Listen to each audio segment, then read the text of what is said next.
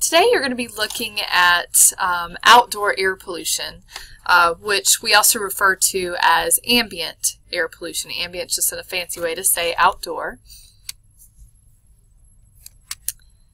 But it's any type of pollution that is outside. It's usually made up of gases or particulate matter, which are solids that we add to the atmosphere. Anything that can affect either the climate or harm people is considered a pollutant in terms of air pollution. We have both natural causes and man-made causes. Some of the natural causes that we'll look at are dust storms, volcanoes, fires, and then human causes, the main one being the burning of fossil fuels, whether that is for transportation, in factories. Looking at the pictures here, you can see some examples of those natural causes. Volcanoes are going to put not only solid particulates, but gases like sulfuric acid, which is the same thing that we put into the atmosphere when we burn coal. The second picture here is pollen. Pollen is considered a pollutant because it can affect human health. There's another picture of pollen, which is going to be joining us here soon as our spring progresses. Fires can put both solid particulates and gases. It's another way of adding carbon dioxide. This is a satellite picture of a dust storm off of the coast of Africa. And then salts or other dissolved minerals from the ocean can be put in the atmosphere, as well as some gases that are given off by living things in the ocean as well. All right, some of our outdoor air pollutants. We have two classifications. We have primary pollutants and secondary pollutants. Primary pollutants are those that we emit directly into the air. And remember, we're talking about the troposphere, which is the layer of the atmosphere closest to the Earth. So it's already harmful in that form.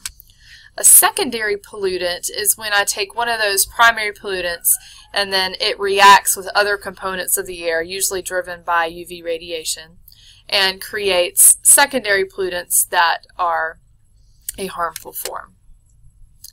We've got stationary sources of pollution. That's our power plants that are burning fuels. Other burning, in a lot of our developing countries, people burn wood to heat their homes, to cook their food. Burning of crops, slash and burn, and then we have natural forest fires. Industrial and commercial processes would also be considered stationary sources. Our mobile sources are those related to transportation, but not just things like cars and trucks and buses on our roads, but also off-highway, like our airplanes, boats, trains, farm equipment. Those are all considered part of our mobile sources. And they're also much less regulated than our emission standards that we have on our highway vehicles. So in this diagram, you can see our primary pollutants, things like carbon dioxide, carbon monoxide, sulfur dioxide, various nitrogen oxides, most hydrocarbons, and then the suspended particles, that solid matter that's put into the atmosphere. Our secondary pollutants come from reactions of our primary pollutants. So the sulfur dioxide might react with water vapor to create sulfuric acid. O3 we talked about is ozone. We want ozone in the stratosphere but not in the troposphere. So this is that tropospheric ozone that forms, and we'll go through the steps of the chemical reactions of that. Alright, now the EPA, in order to indicate air quality, has a list of 6 criteria air pollutants. The first one is nitrogen dioxide. The second one is ground level or tropospheric ozone, carbon monoxide, lead, particulate matter, and sulfur dioxide. So taking a closer look at tropospheric ozone, when we burn fossil fuels, the unburned fuel actually produces hydrocarbons and nitrogen monoxide that are released by the cars. Now, in an automobile engine, if you've ever put your hand on the hood of your car after you've driven for a while, it's pretty hot. So the heat can drive reactions between the nitrogen and the oxygen and produces nitrogen monoxide. So that's where this comes from. The nitrogen monoxide reacts with oxygen in the air to form nitrogen dioxide. Nitrogen dioxide is that brownish, yellowish gas that we see when you see pictures of smog or urban haze. That's what that comes from. Now, when the nitrogen dioxide is exposed to UV radiation, it forms nitrogen monoxide and oxygen. And then the oxygen reacts. Remember that free oxygen is very reactive. It combines with the O2 to create ozone. So very similar to that reaction that's happening in the stratosphere, where you have the oxygen molecule and the free oxygen that are combining. But that free oxygen comes from the breakdown of nitrogen dioxide. So some of the things that we see as a result of tropospheric ozone, it is toxic and oxidizing. So we see it affect crops. You can see the leaves here on the plants. It can affect the productivity. It's an irritant. It can irritate eyes and cause breathing difficulties. And it also can suppress your immune system. So you're more likely to, or you're more susceptible to infection when you're exposed to whatever the agents are, bacteria, viruses.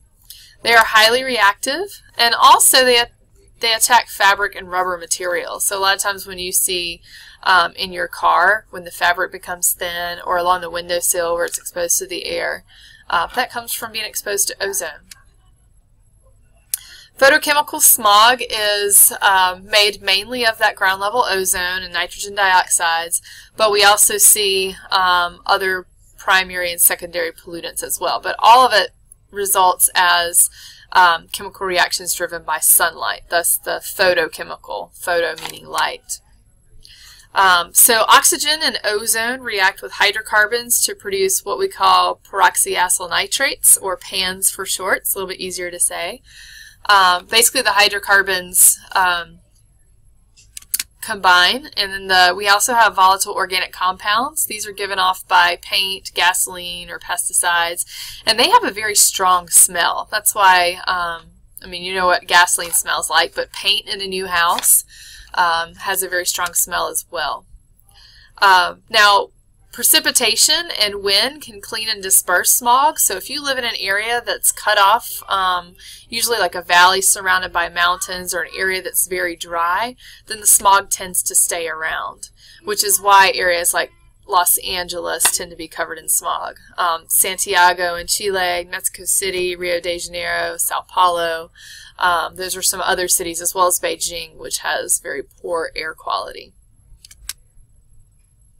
Here's some other pictures of what smog looks like. And usually you don't see it in the mornings. In the morning when the cars are on their way to work, they're releasing the nitrogen monoxide, carbon monoxide, and then as the sun rises, we start seeing those reactions that produce those secondary pollutants. So by the time everyone is driving home from work, that's when we have our thickest areas of smog. Oops. All right, so I mentioned the areas that have temperature inversions, the smog is going to tend to stay around. What happens in valley areas, sometimes the cold air stays closer to the ground. Normally warm air rises above cold air, and so it would take any pollutants with it. But when you have that cold air that's trapped by the inversion layer, then that cool air and all of those pollutants stay at the surface. And you can actually see it. When you see like fog in the valley, you've got that warmer air that's sitting on top that's rising over the mountains. This is Santiago, and you can see that inversion layer where you've got the clear blue sky, and that's that pretty distinctive boundary between the warm and the cold air. All right, industrial smog is different from photochemical smog in that it's not driven by sunlight. It's usually sulfur dioxide, which creates sulfuric acid, and then other aerosols and particulates from burning fossil fuels. This is also a problem in China, so you're combining the industrial smog with the photochemical smog with the thermal inversion, so it's creating some very bad air quality conditions. Of the 10 most polluted cities in the world, the 10 most polluted cities in the world, 9 of those are in China, 1 of those is in India. Now there is good news. It is possible to reduce air pollution. We passed the Clean Air Act in 1970, which established the air pollution regulations that are required to be enforced by states and major cities. So the first thing it did, it made the list of those 6 criteria or national ambient air quality pollutants. The primary standards were to protect human health. The secondary standards were to prevent environmental and property damage. And states are allowed to set stricter standards. California has been known for having much stricter standards than the federal government. Now, in 1990, the Clean Air Act was updated. However, there are issues with it. It does rely more on pollution cleanup rather than prevention, and we know that prevention is always much more effective. We have the technology to improve fuel efficiency standards way beyond what we are doing now. We also don't regulate the 2-cycle engines as tightly as we do our internal combustion engines in our cars. So like lawnmowers, leaf blowers, boats, jet skis. And then we have set up an emission trading policy. And what that does is allows the 110 most polluting power plants able to buy and sell their sulfur dioxide pollution rights. So if they do decrease their emissions, they can sell off their extra credits, which is an encouragement for them to improve the technology. And then as technology improves, we can reduce the number of credits each of those plants are allowed to produce.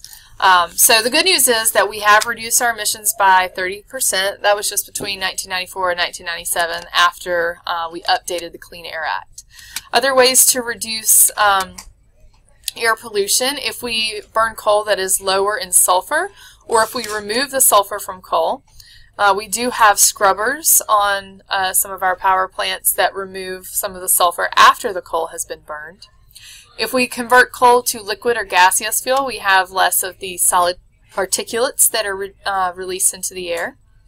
And if we shift to less polluting fuels, natural gas, we've talked about, is much more efficient and cleaner burning than coal or oil. We talked about the inversion layer. If we can put our emissions above the inversion layer with taller smokestacks, then it's not going to be trapped closer to the ground. Now, this still creates ambient air pollution, but it's going to be better for human health if it's not held close to the ground. This is what one of the scrubbers would look like in a power plant that removes the pollutants after the combustion. Something else that we can do, if we were able to tax each unit of pollution produced, people would want to save money, then they would increase the technology to produce less pollution. In cars, we can reduce emissions by driving less, walking, carpooling, using mass transit, improving fuel efficiency, getting some of those older cars that don't have to meet the same emission standards off the roads. And what we've done in the past is give tax incentives. So if you buy more energy efficient vehicles like electric cars or hybrid cars, which are a little bit more expensive, you could get a tax write-off for that. Restricting driving in polluted areas. What some companies have done, and even some in RTP do this, is they have their workers work from home 1 day a week, and that's going to reduce the air pollutants by 1/5 from driving in those areas. Catalytic converters in cars help prevent some of those nitrogen oxides and carbon monoxides from being released into the air, so that can help cut down on the amount of ground level ozone. It also cuts down on the amount of those volatile organic compounds as well. And that is it for ambient air pollution. Next module, we'll take a look at indoor air pollution.